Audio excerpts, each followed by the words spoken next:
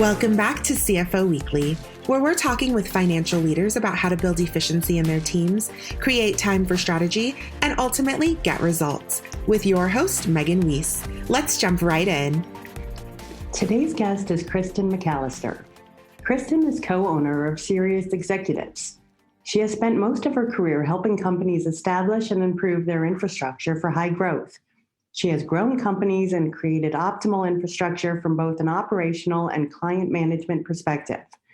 Kristen has spent the last 10 years teaching companies how to leverage executives for transitional situations such as high growth and turnarounds. She is a national speaker and is published on topics ranging from operations and productivity to talent management and contingent workforce.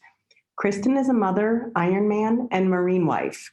Kristen has also co-authored 2 books, The New Executive Search, How Smart Companies Are Using Interim Executives, and How I Fired My Boss and Made More Money. Hello, Kristen, and thank you for joining me today. Thank you so much, Megan.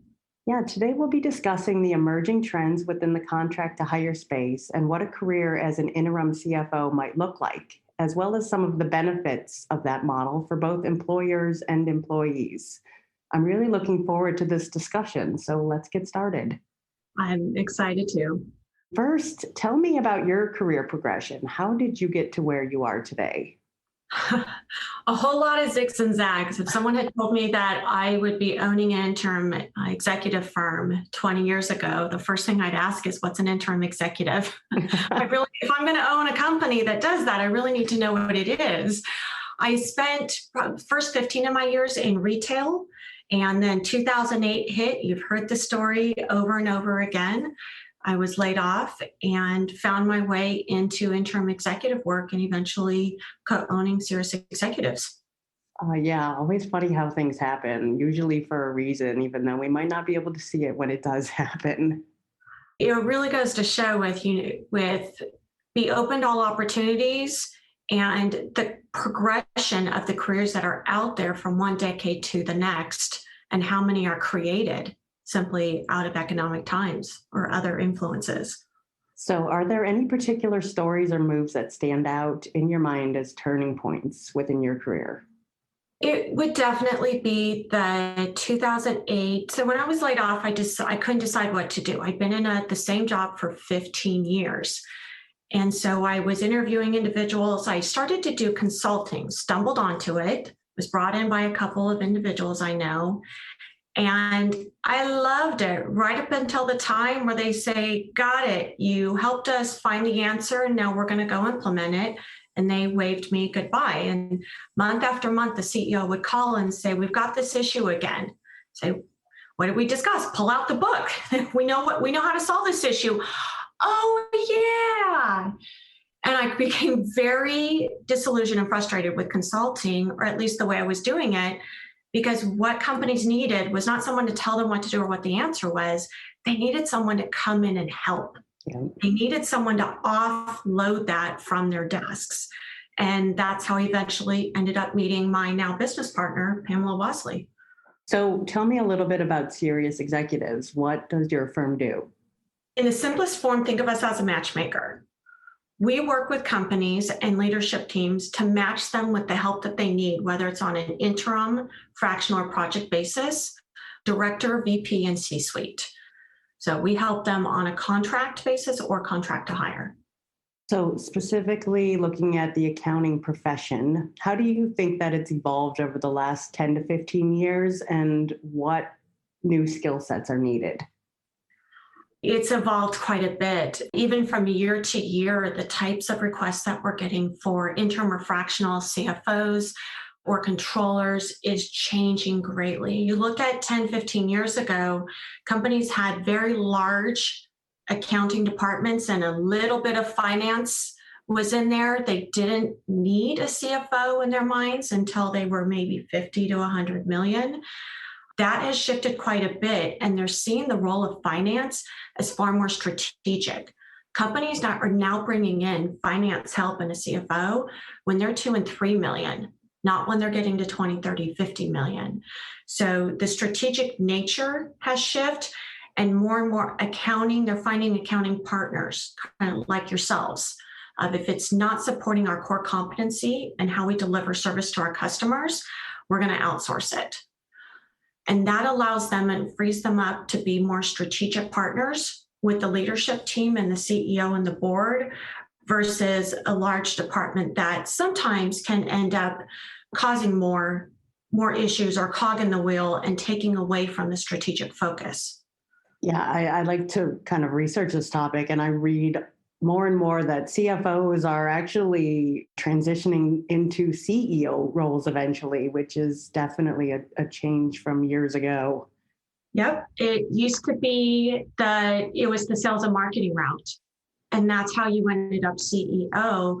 But that is another big shift we're seeing as the CFO is the path to the CEO seat. So tell us what you're seeing across your client base. What are the emerging trends? Oh, goodness, Megan. This is going to be no surprise. And I'm sure anyone listening can answer this question. And that is technology. Yeah. Particularly as things are going virtual, the nature of it. And everything needs to be more integrated. Finance is the hub and spoke of anything and everything that happens in a company. And the amount of information that needs to flow in and out of there is from all points. So more and more we're seeing technologies and integrations happen with systems to allow that to happen, whether it's ERP or homegrown systems. They're becoming very technologically oriented. We just had a couple of assignments where we placed an interim CFO. Just to do that, the company had bought a NetSuite or had bought a system and hadn't done it. They were just still doing the AP and the AR and the basics. They weren't using the full capabilities of what they bought. I think that happens quite a bit. They don't really know how to use what they've purchased. I'm sure my husband can say that about many things that I've purchased. We all do it, right? You mentioned the last time we spoke that you're seeing a lot of movement right now at the leadership level, particularly in finance and accounting. So why do you think this is? All of the pivots and the strategic changes that are happening, anytime change happens, talent is going to change, including at the leadership level. And we're seeing it from both perspectives. So a CEO looks at it and says, I can't be the CFO anymore. Why in the world was I spending all this time doing the PPP submittals? I should have had someone else doing it. And so they're bringing on more leadership, or they may be changing the strategy and the leadership that's there, including the CFO, may say, this isn't in my wheelhouse, or I disagree with you. I think we should be going in this direction. And they decide to make a change. There's a lot of consolidation and M&A happening. And anytime you look at a CFO's resume, and especially the last 10 to 15 years, their resume will be 2 years here, 3 years that, and it's not because they can't hold a job down.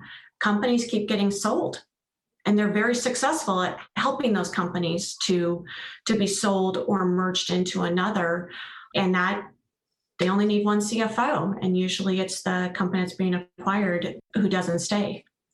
Yeah, so basically they've worked themselves right out of a job. Exactly. And any number of movements, you look at the mid-level audit controllers where CFOs, as they're being brought in to be more strategic, they need that right hand. And that right hand isn't the two people who are acting more as staff accountants. They need that controller to do more of the heavy lifting for them. So talk to us about what a career looks like as an interim or fractional CFO. As an interim, we get asked this, what's the difference between consultant, interim, fractional? I always say that there's probably more words to describe how an executive can step into a company than there are, words for water in the Hawaiian language. Interim, think of this more as a temporary basis. And if I'm a CFO and I'm thinking, I want to go be an interim CFO, what you're doing is stepping in for periods of time. So you may work 3 to 6 months on one assignment and then 3 months on another and then be off for 3 months. Or you may decide, I just want to work 6 months out of the year. I'm going to look for gigs that just need me for 6 to 9 months. And then I'll take some time off to then look for my next assignment. On a fractional basis, if I'm building up a fractional CFO career business, I want to find 2 to 4 clients who need me ongoing. These are firms that are 2 million to 20 million. They only need me 1 to 2 days a week or once a month. And I'm probably going to be with them for years to come. And I'm working year round, and that's my consistent book of business. So what are the business challenges that an interim and fractional CFO can solve for? I like to say, what can't they solve, right? They're wonder workers. They can do anything. When we talk to CEOs about the strategic partnership with the CFO, we always say the CFOs are looking forward. They are your crystal ball. Anything you can't see, decisions you're not sure of, things that aren't working right in the company and you don't know why, they are the keepers of the story. Their financials will tell you what's happening, and they're going to tell you what's ahead. So just about anything that falls within that, and the challenges are coming up in companies, the CFO is going to help them through that. We often will get a company calling and saying, we need a COO, our operations are not efficient. And I'll ask, who do you have in your finance and accounting? And they'll say, well, I've got Joe, and he's been with us since we were 5 employees. We have to put someone in, a CFO in first, because the first thing the operations expert is going to ask, let me see the numbers. And 9 out of 10 times, the information isn't there, because finance and accounting is the keeper of it and the driver of it. So those are some of the first things that we tackle is, where are the numbers, what's the story being told, and then what do we need to do about it? You might have touched on this in the previous 2 questions, but what are the benefits of this kind of model for both employer and employee? That's a great one. Looking at it from an executive's perspective, and I'll speak specifically to the CFO here. If I'm a CFO, I've decided to leave, or the company was just sold, and I want to go into my next role. I want one that I know what's in the closet. I know where the bones are buried. I'm not sure if this is the role, because it goes on my resume. Once it's on my resume, I'm judged by it. And I'm judged by the company I keep. I want to do a trial run first. Let me go in on a contract basis. Let me do a few projects. Let me look under the hood, get to know the team, and then decide if this is the right thing for me longer term. Very much the same on the flip side. As an employer, look at how much it costs me. And right now, the time alone, I don't have time to make a bad hire. And not that I'm choosing the wrong person. I may not have the right goals for them or objectives or what I want accomplished, especially if it's the first time I'm bringing in a CFO, and we're seeing a lot of that right now. Let's figure all that first, create the description, the profile, and see what we need by bringing in someone to work with us on that and doing the job while we're doing that. So we're working on the bus while it's moving down the highway.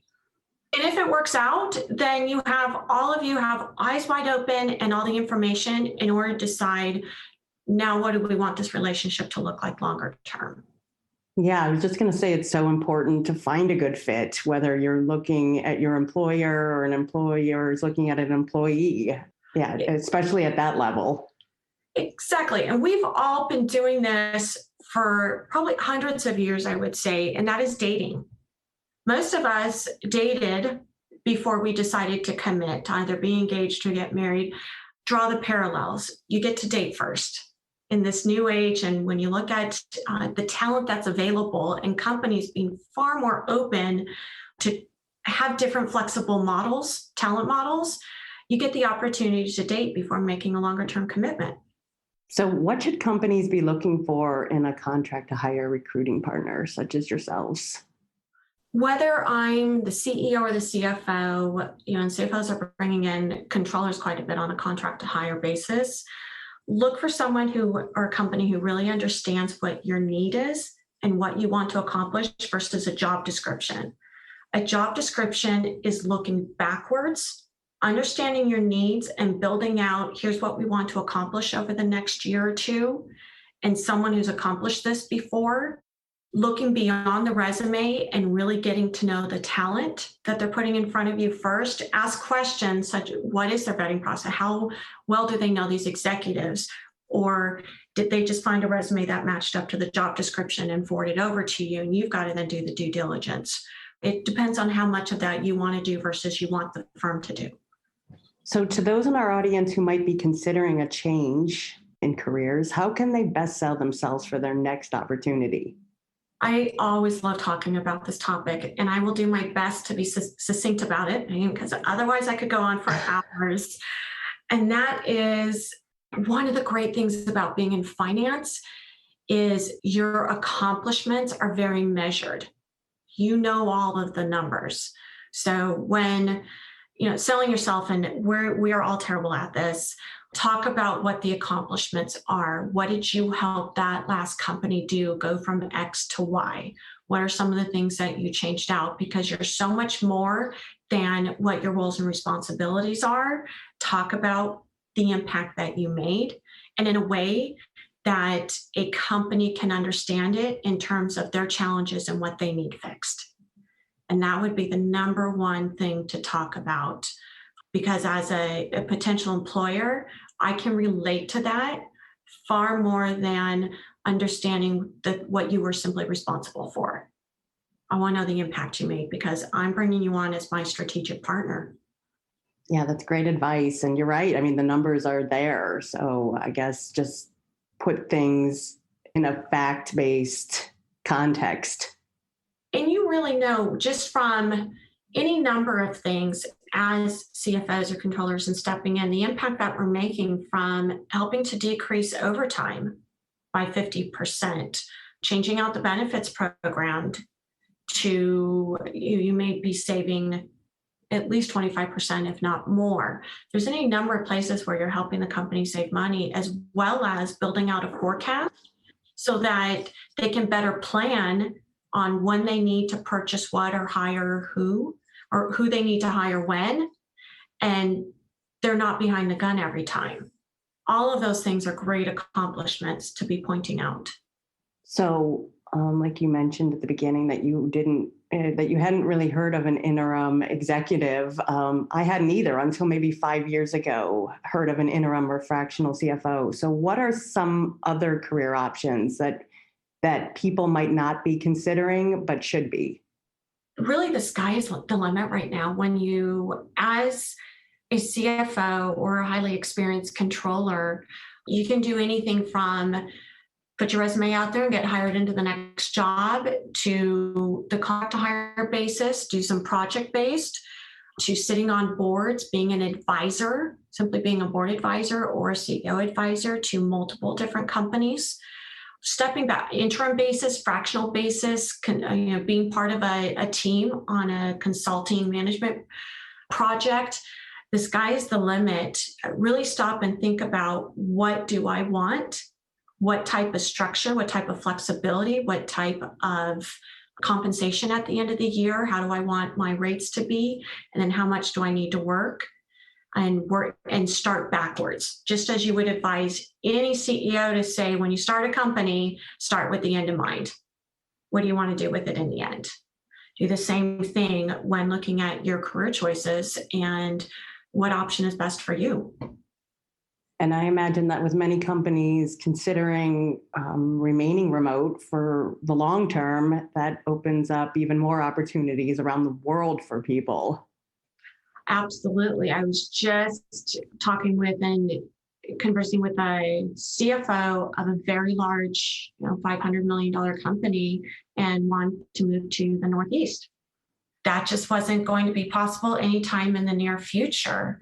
And he can now, they're looking at doing remote and staying with the current company, or he's looking at being remote where he lives and joining a company in the Northeast and being remote for the first couple of months before moving his family. You're right, the virtual nature of things, it's a big opportunity to make a shift, which on the flip side, it's also a big opportunity for your teams and your employees to make shifts. That's true. So as an aside, how has COVID changed? Things? It has impacted it from our standpoint, where we used to be 5% of our assignments could be virtual, 95% were on site. we're a minimum of 75% virtual now with 25% on-site. And the only on-sites are really the manufacturing firms. Wow, that's crazy. What a shift. It has adjusted it greatly. And when you look at an interim or fractional individuals, you don't need them for 2 to 3 years. So you don't need to figure out, well, when are we going to bring people back? Or is it going to be a hybrid? You have a pretty good idea what you're doing in the next 6 months and can decide whether they need to be on-site, virtual, or hybrid.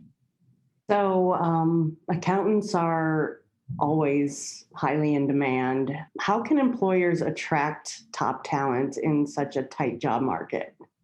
Number one thing we always tell them is culture. Right now, culture is attracting talent more than anything, and it's also losing talent more than anything. You get the culture right, and the rest will fall into place. When you are putting a job post out there, when you're talking to potential candidates, lead with the culture.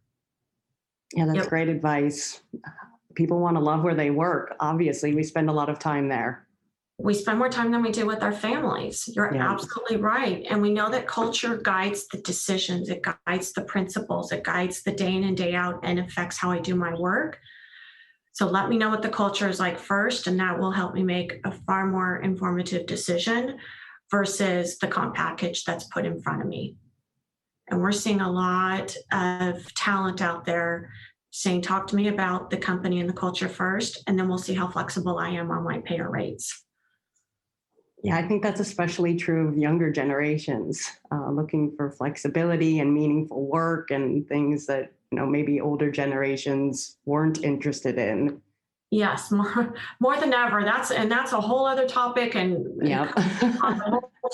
multi-generational, because we're seeing used to be the millennials, and how do we keep them, because they're not that focused on longevity in a career. And now I'm having businesses talk to a CFO the other day who said, I just hired someone right out of college, and one of the first things she asked me is, what's my career path? Because I just got done having a conversation where someone said, I'm looking at resumes where they're jumping jobs every 6 to 12 months. And then I have someone new saying, what's my career path? I'm not used to having that conversation.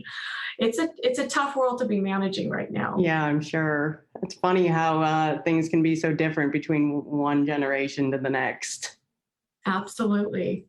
Kristen, thank you so much for joining me today. You're welcome. This is always fun, and Megan, an absolute delight talking through this with you.